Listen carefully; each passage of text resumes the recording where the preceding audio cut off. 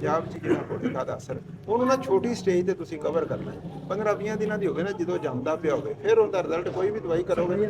ਹਾਂਜੀ ਸਪਰੇਅ ਦੇ ਨਾਲ ਹੀ ਹਾਂਜੀ ਉਂਝ ਕੋਈ ਨਹੀਂ ਹੁੰਦਾ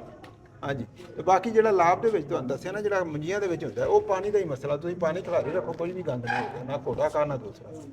ਹਾਂਜੀ ਦਵਾਈ ਪਾਉਣ ਤੋਂ ਬਾਅਦ ਉਹ ਦਵਾਈ ਦੇ ਵਿੱਚ ਕੋਈ ਕਮਾਲ ਨਹੀਂ ਵੀ ਆ ਘੋੜੇ ਖਾ ਦੀਏ ਤੇ ਦੂਜੇ ਉਹ ਸਾਰੇ ਗੰਦ ਕੰਟਰੋਲ ਕਰਦੀ ਸਿਰਫ ਪਾਣੀ ਖੜਾ ਰਵੇ ਫਿਰ ਇੱਕ ਕਿੱਲੇ ਦਾ ਪਾਣੀ ਦੂਜੇ ਕਿੱਲੇ ਦੀ ਦਵਾਈ ਤੋਂ ਬਗੈਰ ਨਹੀਂ ਜਾਣਾ ਚਾਹੀਦਾ ਹਾਂਜੀ ਬਾਅਦ ਜ਼ਮੀਨਾਂ ਐਸੀਆਂ ਨੇ ਜਿਹੜੀਆਂ 8 ਪੈਰ ਪਾਣੀ ਨਹੀਂ ਖਿਲਾਰਦੀਆਂ ਆ ਹੁਣ ਪਾਇਆ ਸੁਬਾ ਫੇਰ ਪਾਣਾ ਪੈਣਾ ਹਾਂਜੀ ਉਹਦੇ ਗੰਦ ਦਾ ਮਸੈਲ ਹੋਣਗੇ ਉਹਦੇ ਕੋਈ ਐਸੀ ਦਵਾਈ ਨਹੀਂ ਜਿਹੜੀ ਉਹਨੂੰ ਰੋਕੇ ਉਹਦੇ ਥੋੜਾ ਬਹੁਤਾ ਮਸਲਾ ਹਾਂਜੀ ਉਹਦਾ ਹੱਲ ਸਪਰੇਅ ਜੇ ਤੁਸੀਂ ਦਵਾਈ ਪਾਓ ਤੇ ਉਸ ਤੋਂ ਬਾਅਦ ਫਿਰ ਸਪਰੇਅ ਵਗੈਰਾ ਕਰ ਲਓ